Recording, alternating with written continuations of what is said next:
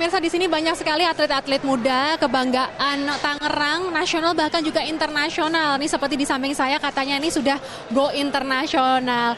Halo Kak, selamat pagi. Maaf mengganggu. Ini sudah mulai belum? Belum. Baru nyusun doang. Oke, baru nyusun doang. Boleh nggak berdiri sebentar untuk wawancara? Nggak apa-apa ya, nggak ganggu ya? Oke, dengan Kak siapa? Reynard Christopher. Saya Davin Aulia. Kak Reynard dan juga Kak Davin. Kalau boleh tahu, kakak-kakak ini merupakan atlet catur ya. Ini sudah punya title apa ini Kak? Saya FM, FIDE Master. FIDE Master? Saya National Master.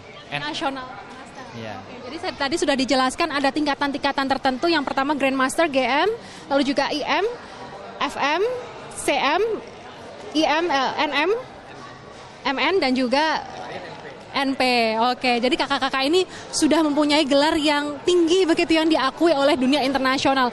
Kalau boleh tahu, bisa mendapatkan gelar itu caranya seperti apa awalnya? Ada beberapa cara ya. Jadi salah satunya itu kalau misalnya gelar internasional itu caranya bisa dengan juara youth event misalnya yang kategori umur tapi internasional ya. Atau dengan secara rating. Secara rating misalnya kita udah mencapai suatu rating misalnya 2300 itu dapat FM. Kayak gitu. Kalau untuk mendapatkan gelar National Master itu cukup mudah, hanya untuk dengan cara juara nasional atau ikut kejurnas yang kategori senior itu mendapatkan poin minimum 6 dari 9. Nah, kalau Kak Davin, kalau Kak Reynard sendiri mulai latihan atau mulai dunia profesional caturnya sejak kapan? Pada saat saya baru pertama kali belajar cara aturannya, cara geraknya itu pada umur 10 tahun. Nah juga pas main profesionalnya juga dari umur 10 tahun. Dari kesadaran diri sendiri, karena kecintaan, atau dari orang tua?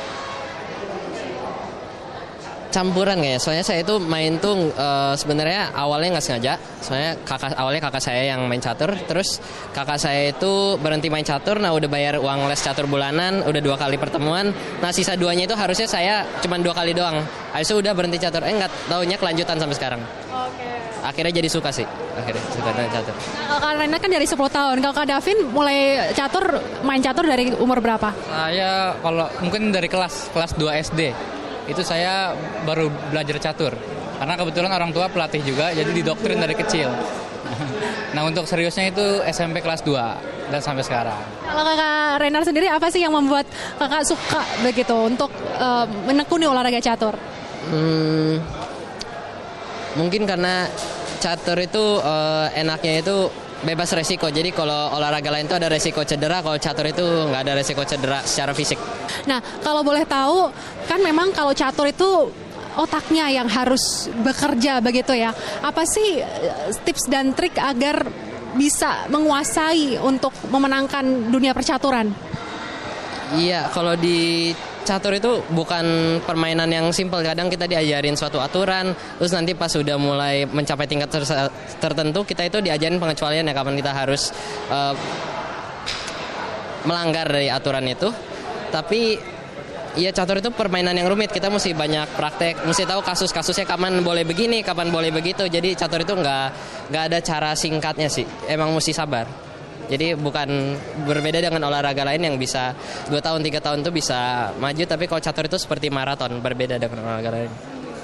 Kalau Kak Davin sendiri ini bisa belajar catur dan bisa memenangkan gitu, prestasi-prestasi gemilang di tingkat nasional tuh tips dan triknya seperti apa? Ya untuk tips dan triknya itu ya latihan konsisten, belajar dari kekalahan, ya sama memperbanyak jam terbang. Terima kasih, semoga sukses selalu dan bisa membanggakan Kabupaten Tangerang, Indonesia, bahkan di tingkat dunia. Terima kasih kakak-kakak.